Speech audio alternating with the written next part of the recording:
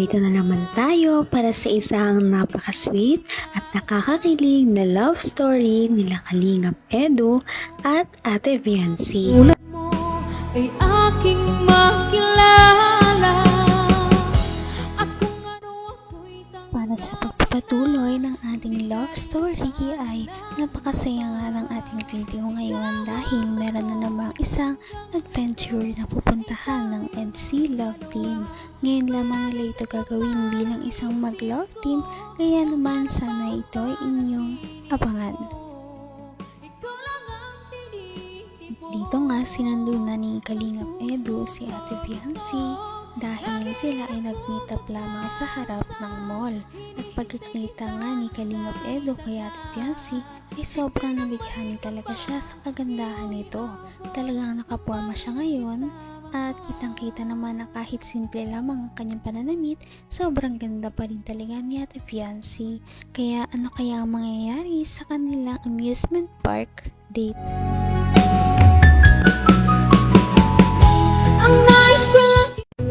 Baka din sa Kalingap Angel. Palipat na ako ba sa upuan?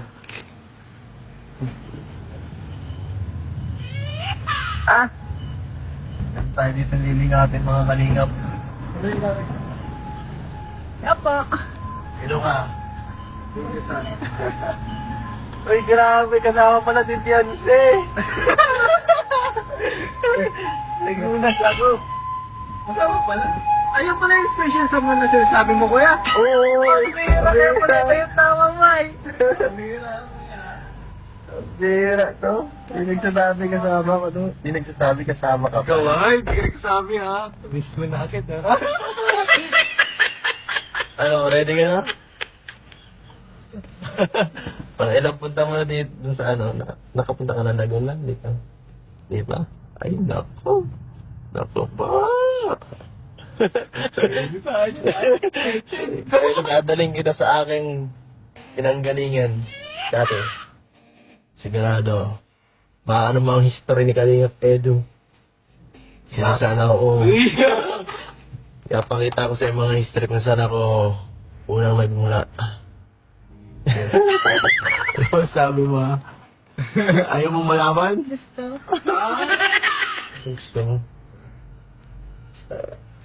Sige nga. Kung ano ako'y tanggap na hindi ka rin nag-alala. Napakakit talaga ni Ate Viancy kapag siya ay nagpa-flush.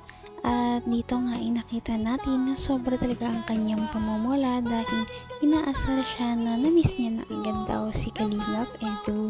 Kaya naman sila ay nagtawanan lamang at syempre bumiyahe na rin. Ikaw na mag-vlog. Tara na. Sunday na natin yung si Dr. Lab. So, ayan guys. Ito na ang grupo namin. May nakakilala pa kay Dr. Lab, oh. Huh? Kilala yata tayo nito. So, ayan guys. First stopover namin dito. Kasama natin. Ito po, itong batang to. Hoy. Gutom na yata ito eh. Gutom na yung alaga mo, Dok. Gutom na. Gutom na. Wala agahan, wala nahalian, wala kapuna. Wala lahat. Ano yan? Lahat. May mapapicture daw sa'yo. Meron daw. Hinanap niyo yung poging Kalingap Edu. Hello po. Kalingap Edu daw po, pogi. Malabas na lang po kami. Ayan guys, first stopover namin. Bilang ano. Jollibee daw, gutom na. Sarap ang biyahe namin, hindi kami natatok. Ha? Libre na daw to ni ano eh. Libre ni Beyonce. Uy, gawin, libre mo. Libre daw. Ninang. Pasko ba galing? At malayo-layo pa tayo, siguro mga 5 hours pa tayo. Nandun na tayo sa destination, 5 hours pa. Ano, baka nagsisisi ka na. Hindi naman. Bakit mo naisipang sumama sa akin yan? Ha? Papantayan kita. Naman ang bawat panaginip ko. Ikaw lang ang Alagang-alaga talaga ng buong Kalingap team si Ate Viancy, kaya naman sobrang swerte niya talaga na na-discover siya ng mga ito. Ngayon ay talaga namang tinitrato siya ng tama at palagi siyang iniingatan ng Kalingap team dahil nga kabilang siya sa Kalingap Angels. Ano, baka nagsisisi ka na.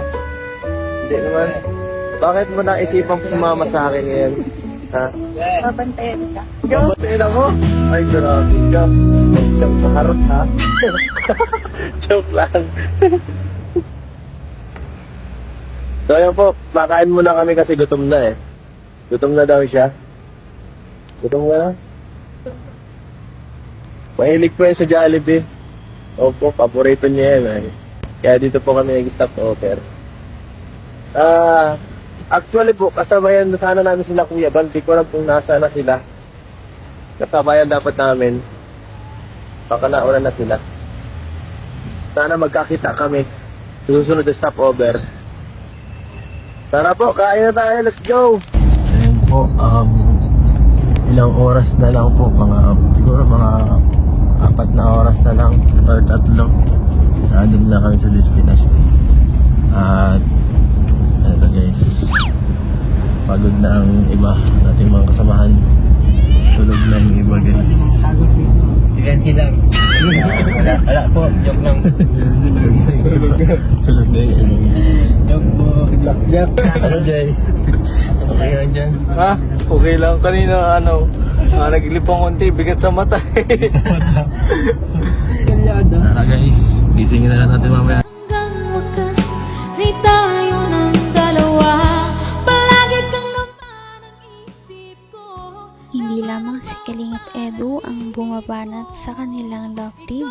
Ngayon ay natututo na rin talaga si Fiancé na bumanat na rin kay Kalingap Edu dahil sinabi niya na kaya lamang daw siya sumama sa outing na yon dahil para bantayan si Kalingap Edu. Diyan, kinilig naman si Kalingap. Ang mga kinidnap ni Dr. Love. Safe naman po kami, ano? At ito po, gabi na. Nakarating din kami sa aming destination after 10 hours ng biyahe. Tagal ano bro? Isang araw. Isang araw. Kala ko mabilis lang din eh. So, boring ka na? Naglulula na po ang Blackjack. Hindi pa po. Black lady. Ikaw, ha? Kumusta ka? Hindi ko na po nararamdaman yung Ang sakit na sa ano? Ay mga expectation mo dito sa pagpunta natin sa pagsama sa akin, ha? Sa biyahe nito. ipapaano mo sa akin yung natin yung trabaho, sabi mo. Saka, Di ba sabi mo dito ka dati nagtrabaho. yes, naalala mo pa? Sige. Papakita ko sa'yo ang aking mga tinatambayan, aking trabaho. Mga favorite spot ko dito.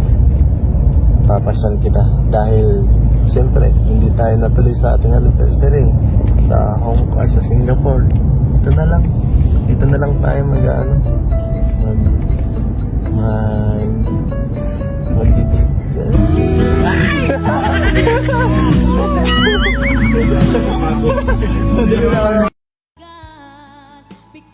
Napakahaba talaga ng binyahe ng Kalingap team para lang makapunta sa kanilang pupuntahan.